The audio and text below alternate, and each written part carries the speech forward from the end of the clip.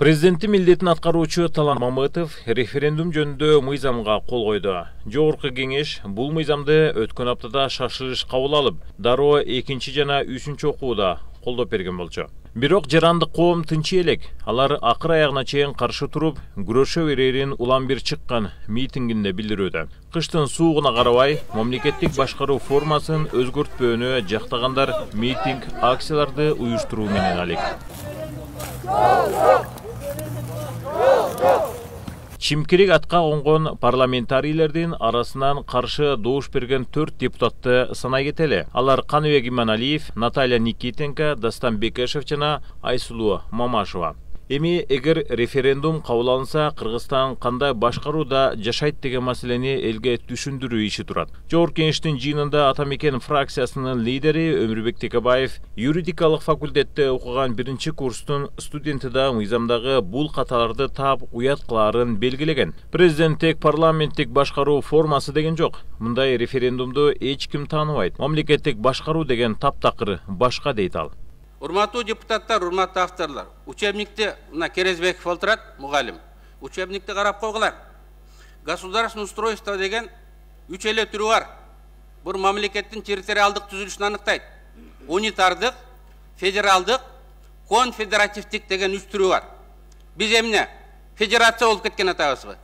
Биз эмне конфедерация болуп тарап кеткен атабызбы? Названиясын отурганда эле кыйшык болуп конфедерация болобуз деп атпайбыз. 40ка тарайбыз анда. Эми скобкада ошону тактап коелук деген бу форма государственного управления деп коюптур. Управление менен правлениянын айырмасы бар. Правление бийик. Управление деген мамлекеттик аткаруу бийликтеринин өкмөт койгон, парламент койгон тапшырманы аткаруу иш-аракеттери. Текебаев Садыр Жапаровдун түрмөдө жатып жазган катында эскерген. Садыр Жапаров түрмөдө жатып бир барак кат жазган. Менин мамлекет түзүшкө болгон көз карашым деп. Ал ошол жерде жазып атат. Президент керек болса айыл өкмөтүн дайындаш керек деп. Закондо көргөзүлбөгөнү менен ниетине жараша болот. Түшүнүгүнө жараша болот. Баарыбыз билебиз, конституция менен эмес, түшүнүк менен, ниет менен башкарылып атканы. Шопурларына чейин, телекралден де чейин жогорку кеңешке көрсөтмө берген. Юристтер азыркы парламент өздөрү легитимсиз экендигин айткандан тажа элек. Мыйзамды өздөрү одону бузуп жатат. 2021-жылы жазында шайлана турчу парламентта референдумдун айынан мыйзамсыз болуп калышы толук мүмкүн. Жаңы парламент жаңы конституциянын негизинде түзүлөт, шайланат да. Бул дагы чоң суроо да, бул кандай система менен шайланат, бул мажоритардыкпы же пропорционалдуу системабы.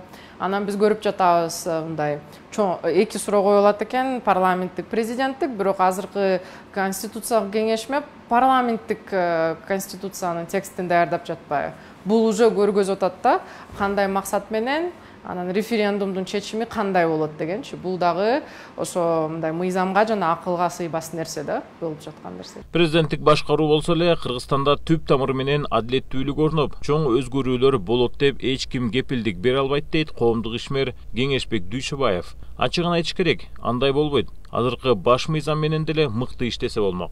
Бул болуп аткан өзгөрүүлөрдүн бардыгы биринчиден конституцияны бузуу менен, конституциялык мыйзамдарды бузуу менен жана башка мыйзамдарды бузуу менен болуп атат. Негизги ошол эки өзгөрүүлөрдү жүргүзүп аткан жогорку кеңеш бүгүнкү күндө легитимсиз. Анткени 28 октябрда эле анын мөөнөтү бүтүп, анан мыйзамсыз түрдө өзлөрүнүн иштөө мөөнөтүн узартып алышты.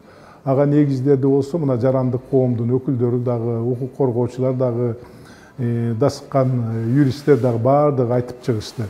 Ошолордун бирөөнү дагы туура эмес айтып атасыңар деп айтып чыккан эч ким болгон жок.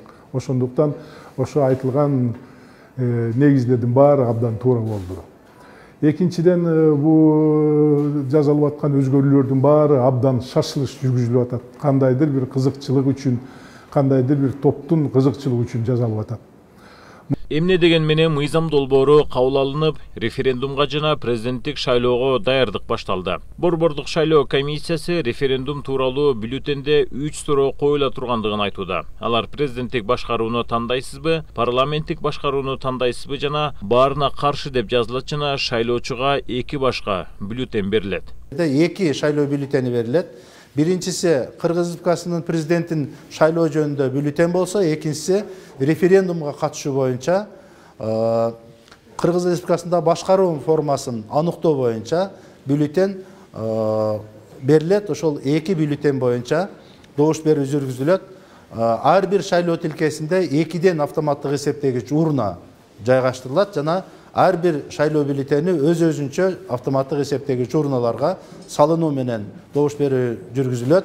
10 январда эл президентти жана башкаруу формасын тандап алмакчы. Эгер көпчүлүк баарына каршы деген вариантты тандаса, анда азыркы иштеп жаткан конституция өзгөртүлбөй ошол бойдон калат. Ал эми башкаруу формасы өзгөрсө, Кыргызстандын турмушу канчалык өзгөрөт, ал эми башка маселе.